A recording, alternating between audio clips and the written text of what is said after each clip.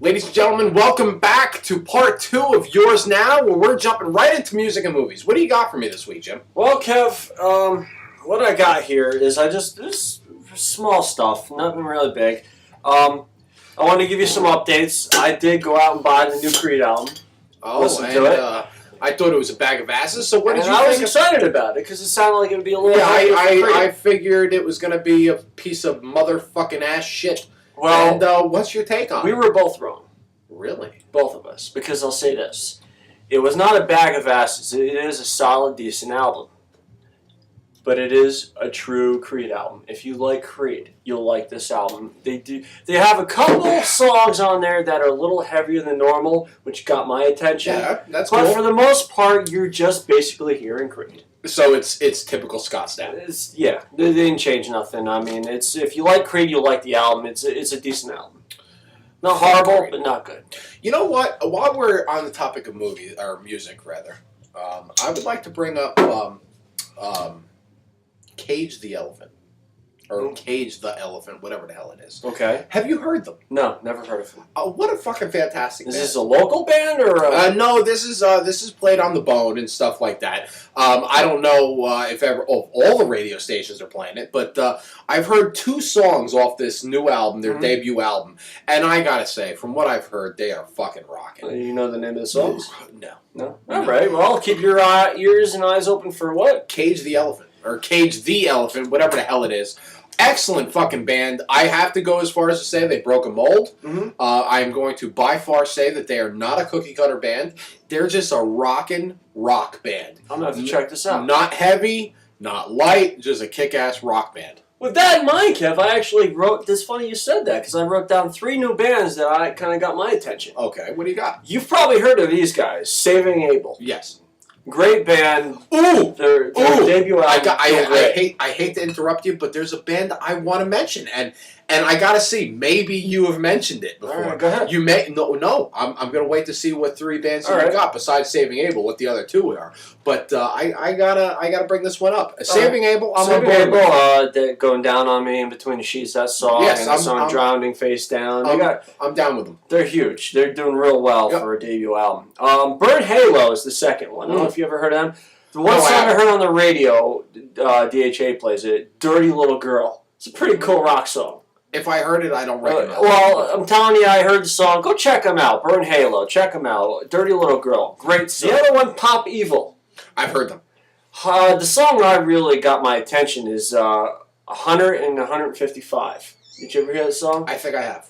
Great song. That's the only thing I've heard by these guys, but after hearing this song, I want to hear more.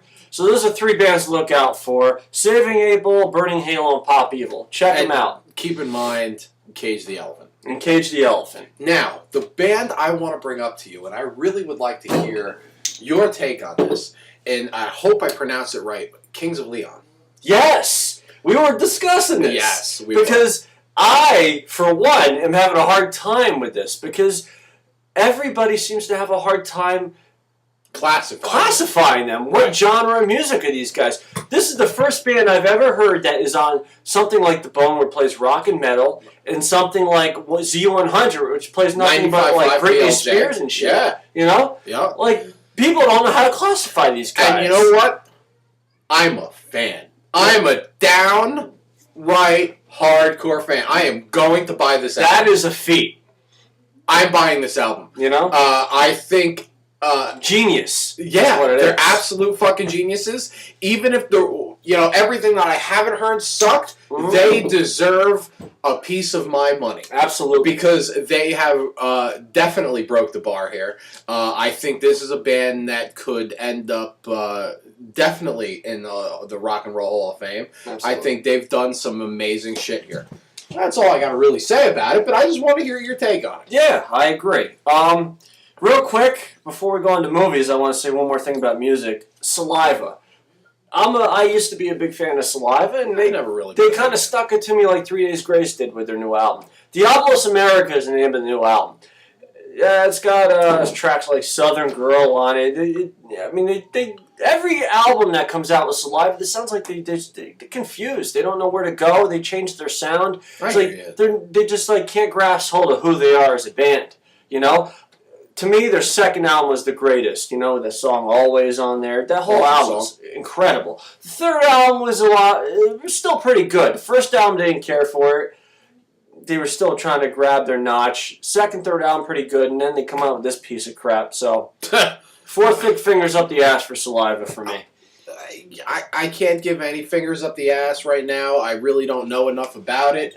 I'll just go with you because I know we're pretty much on the same mindset when it comes to movies or music. So I'll give you the same fingers up the ass there. 4 thick ones up the ass. All right. Well, Kev, what do we got? You hear it?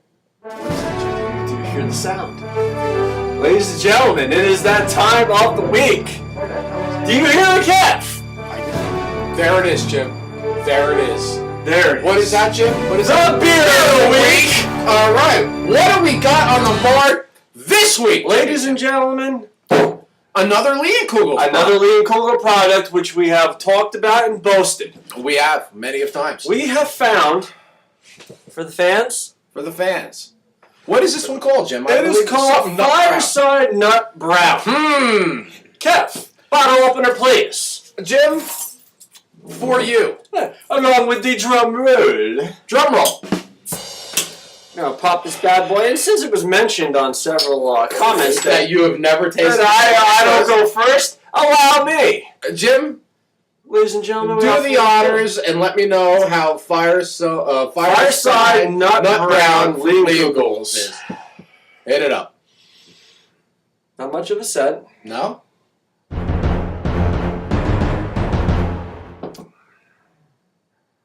Yeah. Really? I don't even need a second sip with that. Oh my God. Really? Hit it. Hit it. Just hit it. Do I need this? No, hit it. Just hit it. Just hit that bitch. I'm hitting it. I'm gonna break out my own right here. Because Look that at is this amazing. foam. Look at that foam. Oh. Look at that. Can you see that foam? I see the foam. Jim. I'm perking along. That is fucking fantastic. This is amazing. You know, once again, Leonkugels does us right, Jim. They do us right every time. I've said it time and time again. You can't go wrong with a German beer. I mean, this is incredible. Now, we've mentioned before the Honey Wise, which we will feature one of these days. Oh, that's excellent. It is. But Leonkugels, man, I tell you what, so far, everything I've tasted from these guys is amazing. These guys know how to do beer. Go out and get you some Leonkugels no matter what it is. But we're featuring Fireside Nut Brown for this episode. And it costed, what was the 6-pack? I want to say it was actually kind of cheap. It was cheaper. I want to say it was like $6-7. Yeah, it was a decent price too. Yeah. So there you have it. Good stuff. Decent price. Go out and get yourself some. Firestone Nut Brown. Delish. I give this a 4. Big ol' thumbs up, Jim. Excellent stuff.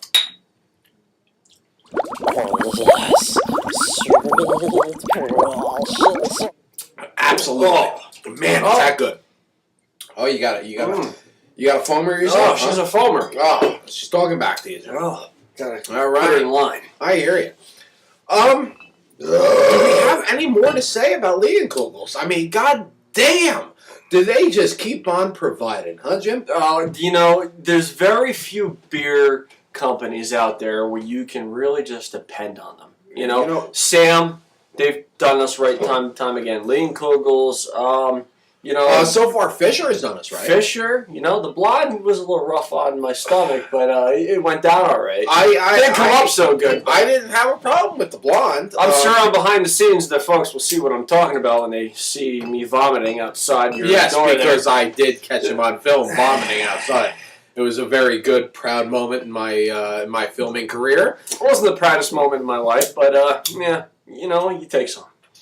All right, ladies and gentlemen, stay tuned to episode 9. Yes, 9. Episode 9, part 3, where we're going into thoughts and opinions. And we're going to talk about the show a little bit. We're going to talk about the show a little bit. We're going to talk about us, basically, and what you're viewing right here. And I believe we're also going into the letter, correct, Jim? Yes. The letter and what politics and issues, correct? Yes. We're going to try to hit 3 topics. We're going to try to hit thoughts and opinions, the letter, and politics and issues on part 3. So stay tuned, ladies and gentlemen. Be right back.